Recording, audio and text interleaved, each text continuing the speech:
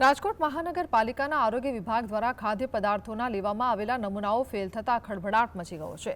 આરોગ્ય અધિકારી ડોક્ટર જયેશ વાકાણીના જણાવ્યા અનુસાર શહેરની પ્રખ્યાત જીસીબી ઢોસાના સાંભાર અને દ્વારકાધીશ હોટલની ચટણીના નમૂનામાં જોખમી સિન્થેટિક ડાય મળી આવી છે। આ ભેળસેળયુક્ત પદાર્થો આરોગ્ય માટે અત્યંત અનસેફ જાહેર કરવામાં આવ્યા છે। ડોક્ટર વાકાણીએ ચેતવણી આપી છે કે આવી રાસાયણિક ડાયના ઉપયોગથી આંતરડામાં સોજો, કિડનીની ગંભીર બીમારીઓ અને આંતરડાનું કેન્સર જેવી જીવલેણ સમસ્યાઓ થઈ શકે છે।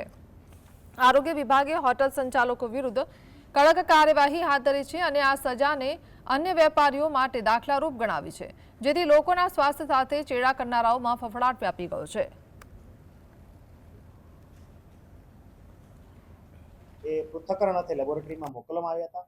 આ પૃથ્થકરણનો રિપોર્ટ જે છે બંને નમૂનાનો આવેલો, એમાં ખાસ કરીને જોવા જઈએ તો જીજેત્રી ઢોસા કોર્નર જે છે એના લુસાંબાની અંદર પિંક ડાય પ્રતિબંધિત જે છે કે કોઈ પણ પ્રકારના ફૂડની અંદર આ ડાય વાપરી ન શકાય, એટલે આ નમૂનો પણ અનસેફ આવેલો હતો।